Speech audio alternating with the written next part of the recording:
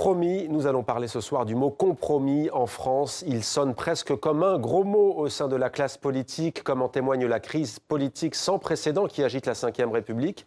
Mais le sociologue Jean Viard veut y croire, il plaide pour une société du compromis. Il est avec nous en direct. Bonsoir Jean Viard, merci beaucoup d'être avec nous. Vous êtes le co-auteur avec le syndicaliste Laurent Berger du livre Pour une société du compromis. C'est aux éditions de l'Aube. Je précise qu'il s'agit d'un échange entre vous deux. Alors d'abord, les mots sont importants. Comment vous définiriez-vous ce mot compromis ? On peut dire une chose simple. Dans les entreprises françaises, 90% des accords sont signés par tous les syndicats.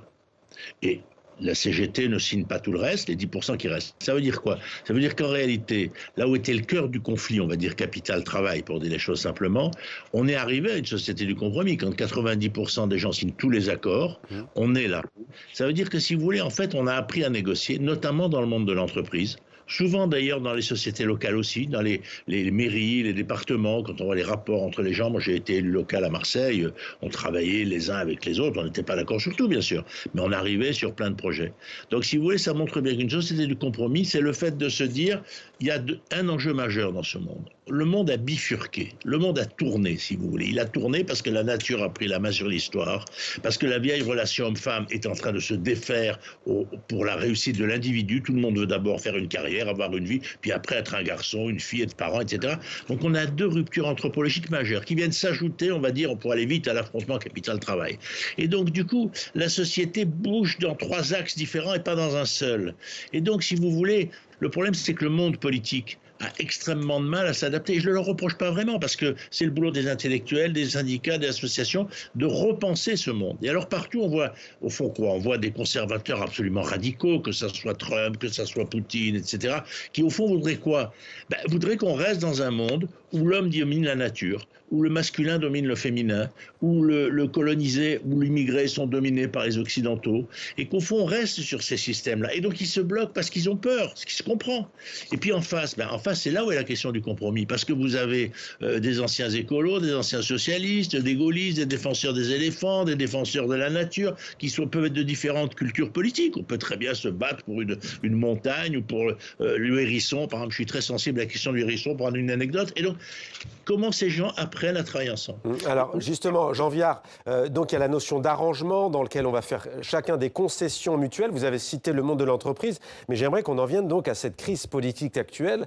De quoi est-elle le nom, comme on pourrait dire en sociologie? Pourquoi, par exemple, la France, contrairement à des pays voisins qui culturellement, disons-le, la Belgique, la Suisse francophones ne sont pas si éloignés de la France, pourquoi est-ce qu'en France, il y a du mal à faire des compromis politiques? Mais parce que la France est un pays jacobin où, au fond, l'État central s'est imposé aux provinces. Qu'est-ce que la Bretagne avait à faire avec le comté de Nice, pour prendre deux exemples aux deux bouts d'un territoire? La France est construite par son État central depuis plusieurs siècles. Ce n'est pas un phénomène récent. Vous prenez l'Allemagne, c'est très différent. C'était un pays fédéral qui s'est construit tardivement et ça reste un pays fédéral. Prenez l'Espagne, il faut se rappeler la guerre d'Espagne. Prenez le Portugal, prenez bien évidemment la Belgique, la Flandre, la Wallonie, etc. Et puis les autres pays sont beaucoup plus petits. Et donc, prenez évidemment aussi même l'Italie, je veux dire, qui est sur un modèle extrêmement, ils ont énormément de mal à développer le Sud. Et la France, ce serait la révolution plutôt que la réforme, alors? La France est un pouvoir centralisé, moniste. Or, on n'est plus dans ce monde-là. C'est ça qui est très compliqué. On est dans un monde de diversité. Au fond, vous savez, on n'est pas les seuls à pas s'en sortir. L'Allemagne, c'est pas terrible. L'Espagne n'a pas de budget. La Belgique, n'en parlons pas. Donc, si vous voulez, on est partout en train de se chercher. C'est une phase de transition, elle va durer un certain temps, il n'y a pas non plus le feu. Regardez, la bourse française ne s'effondre pas, etc. Il ne faut pas trop en rajouter non plus. Mais il est clair que la France ayant une culture de pouvoir central, et la Ve République a renforcé ça. Et donc du coup, le président, il a soi-disant tous les pouvoirs, mais on voit bien qu'en fait, il n'en a plus tellement dans la situation actuelle. Comment on va sortir de cette organisation extrêmement hiérarchique dans le monde dans lequel on est entré?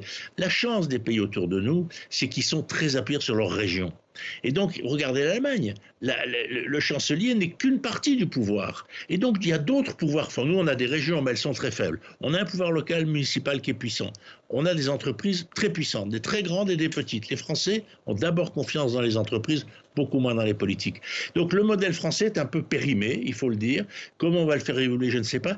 Mais la vraie question, c'est qu'il faut que les politiques comprennent que le monde a bifurqué. Il faut qu'ils cherchent ça. Ils vont pas. Vous comprenez que les deux grands partis français, le PS et les Républicains, ils ont fait moins de 5% à la présidentielle. Chacun joue comme s'il allait se refaire. Mais Jean-Pierre François Bayrou, ça fait des années qu'ils disent ce que vous êtes en train de nous dire, à savoir que c'est Paris qui décide. Or, lui, il est désormais à Paris et pas n'importe où. Il est à Matignon. Et on ne peut pas dire que le gouvernement qu'il vient de mettre sur pied soit issu d'un compromis et d'une ouverture. Alors, oui, c'est aussi parce que le Parti socialiste n'a pas voulu y participer. Je ne veux pas, et on n'est pas là pour répartir les responsabilités. Après, c'est quand même qu'à moitié vrai.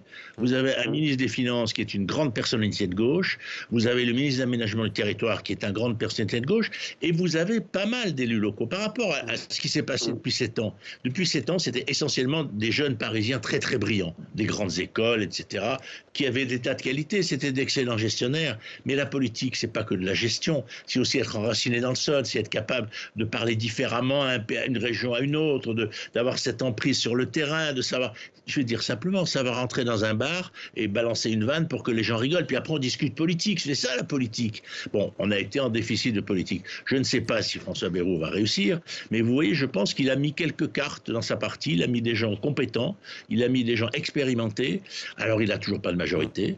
Au fond, vous savez, c'est le Parti socialiste qui va décider, parce que si le Parti socialiste soutient le gouvernement, il n'y a pas de crise politique. Sinon, il est clair que les deux partis populistes sont majoritaires en France. Donc, s'ils sont ensemble. Donc, c'est là où est la question. Je ne sais pas comment ça va se passer. Je pense que des gens comme François Hollande, etc., poussent pour qu'effectivement, il n'y ait pas un nouvel échec comme la dernière fois. À un moment, si ça continue comme ça va mal se passer, parce que les gens ont absolument ras-le-bol, c'est angoissant pour tout le monde, les entreprises n'avancent pas, etc. À un moment, ça va casser, quoi. Ouais. Juste, qu'est-ce qui ressort de cet échange, de ce dialogue entre vous, expert du social, et un expert, entre guillemets, de la société, si tant est qu'on puisse appeler l'ancien secrétaire général de la CFDT, Laurent Berger, ainsi. Qu'est-ce qui ressort et qu'est-ce que vous proposez concrètement face, vous l'avez dit vous-même, à ce monde qui est en train de changer brutalement ? Mais il y a deux choses. D'abord, il faut connaître ce monde. Il faut lire les chercheurs. Il faut discuter avec eux. Vous savez, il y a 20 ou 30 ans, des gens comme moi ont rencontré sans arrêt le monde politique, moi ou les autres. Aujourd'hui, on rencontre sans arrêt le monde de l'entreprise. Toutes les grandes entreprises, je les rencontre, etc. Parce qu'ils savent que ça bouge et ils savent que s'ils dirigent mal, ils vont se casser la figure. Alors que les politiques, en gros, ils peuvent un peu élargir les impôts, ils se restabilisent. Donc, qu'est-ce qui sort d'un débat avec Laurent Berger? C'est que la culture de compromis, c'est celle de la CFDT. Vous savez, la CFDT, c'est 700 000 adhérents. La CGT, c'est un peu moins, mais c'est quand même autant. Le parti du président de la République, c'est 8 000 adhérents. Je veux dire, si vous voulez, les partis politiques n'ont plus de chair, en fait. Et donc, du coup, les grandes structures de la société, c'est les ONG, c'est les syndicats, c'est les collectivités locales. Là, il y a énormément de gens. Et comment on arrive à ce que ces structures-là, au fond, s'articulent avec le politique? Ce qu'a refusé de faire le président Macron, parce que quand il a rejeté la société civile, la question, c'est que ce lien, il faut le renouer. Si on ne le renoue pas, on n'y arrivera pas. Et on ira à des violences, on ira à des choses de plus en plus difficiles. J'aimerais vous entendre sur le cas américain, si je puis dire, avec l'arrivée prochaine, le 20 janvier, de Donald Trump, qui l'a emporté de manière incontestable aux États-Unis. Qu'avez-vous à nous dire sur la société américaine à travers cette valeur et cette étude du compromis ?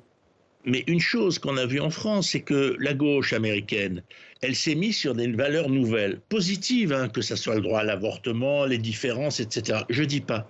Mais les milieux populaires, l'inflation, la fin du mois, l'augmentation des salaires, ça s'est écarté. Bon. Et du coup, qu'est-ce qu'ils ont fait? Ils ont perdu le vote ouvrier, le vote populaire. Donc, si vous voulez, les gauches ont voulu faire, je dirais, avancer dans une connaissance nouvelle de la société, des gens brillants, intelligents, mais qui ont perdu la fibre populaire. Qu'est-ce qui se passe? Ce qui se passe pareil en France, c'est que le monde ouvrier a complètement basculé sur l'extrême droite. Et au fond, aux États-Unis, nous avons des conservateurs radicaux, extrêmement radicaux, et en face, nous avons quelque chose qui est très séduisant. La plupart des Européens étaient plutôt pour Kamala Harris, il faut dire les choses comme ça, mais on a bien vu qu'à un moment, ils ont perdu cette attention, à savoir que l'inflation a cassé dans les milieux populaires d'une façon extraordinaire, et que Trump est apparu comme plus proche de cette difficulté populaire, et il a attiré les votes. Et si vous voulez là-dessus, je crois qu'il faut se dire, on ne gagne les élections que si on est très attentif aux milieux populaires. C'est très bien d'avoir des projets, c'est très bien d'avoir des débats de valeurs, mais si je peux dire les choses, l'inflation a un peu cassé le débat sur l'avortement. Pourquoi ? Mais parce que la plupart des gens, ils sont d'abord sensibles à l'inflation, à leur fin de mois. Vous vous rendez compte quand même que les produits alimentaires ont augmenté de 20%. Je veux dire, dans la plupart des gens modestes, les gens qui gagnent entre 1000 et 2000 euros, mais 20% pour l'alimentation, c'est énorme. Alors, je parle de l'essence, etc. Donc, à un moment là-dessus, mais c'était pareil aux États-Unis, hein, et donc, dans une période de crise comme ça, les gens ont envie d'un leader puissant. Ce que Trump est, qu'on l'aime ou pas, c'est un leader puissant. Il est entouré de réseaux de gens les plus riches du pays. Quelque part, les gens se disent des milliardaires, ils ne sont pas complètement idiots s'ils sont arrivés à devenir milliardaires, surtout que souvent ils partaient de pas grand-chose. Et donc il a fait cette alliance, au fond, entre les gens populaires défavorisés et puis les grands milliardaires du pays. Il a fait ce lien. C'est ça le Trumpisme, en fait, aujourd'hui. Et en plus, il a joué en disant on va remettre des frontières, on va les renforcer, ce qui est un vrai sujet, parce que, je veux dire, effectivement, les pays les plus aisés ne peuvent pas accueillir forcément les autres. Il faut mener des politiques, comment on aide les autres à se développer. On le voit bien en ce moment avec Mayotte, hein. Regardez Mayotte, qu'est-ce que la France a fait à Mayotte depuis 20 ou 30 ans? Il y a un tsunami, mais effectivement, d'ailleurs c'est pas un tsunami, mais enfin bon, mais effectivement, qu'est-ce qu'on a fait pour ces pays-là? C'est un tsunami politique. Oui, c'est un tsunami politique, parce qu'à un moment, on ne peut pas laisser des parties du monde s'effondrer et les autres dire on se bat pour le climat. Les deux doivent forcément faire système. Sinon, à un moment, on voit très bien que c'est les populistes qui vont gagner partout. Jean Viard, dernière question. Je ne vous demande pas un scoop pour utiliser un anglicisme, mais vous qui avez été proche de Laurent Berger pour forcément écrire ce livre de dialogue, d'échange, pourquoi, je vais la poser comme ça, pourquoi est-ce qu'il n'a pas pris ses responsabilités? Vous disiez c'est aussi tout ne peut pas venir d'en haut. Pourquoi est-ce qu'il n'est pas allé à Matignon alors que son nom est ressorti plusieurs fois avant Michel Barnier et avant François Bayrou? Oui, on lui a proposé, c'est vrai. Pourquoi il n'y est pas allé? Parce qu'en ce moment, il faut des politiques très politiques. Parce que pour arriver à tenir cette chambre, excusez-moi, il faut l'expérience de l'Assemblée, les réseaux, les groupes. C'est compliqué, là. C'est un outil terrible. Mais je ne pense pas forcément que Laurent Berger serait complètement en dehors du film. Et je ne ferme pas l'idée qu'il s'interroge, parce qu'il sait qu'il a une énorme responsabilité. C'est un très puissant syndicaliste, il est très connu, il est jeune, il a du lien facile avec les milieux populaires. Donc il sait très bien qu'il fait partie des acteurs pour essayer de reconstruire un projet. Ça, il le sait. Mais je ne pense pas que c'était le moment maintenant. Ça peut être plus tard, en 2027, on verra. Merci beaucoup, Jean Viard, d'avoir répondu à nos questions. Merci pour votre éclairage. Je rappelle donc pour une société du compromis avec Laurent Berger aux éditions de l'Aube. Merci à vous. Merci à Et vous. bonne fête de fin d'année à vous. Merci. À vous tous. Merci.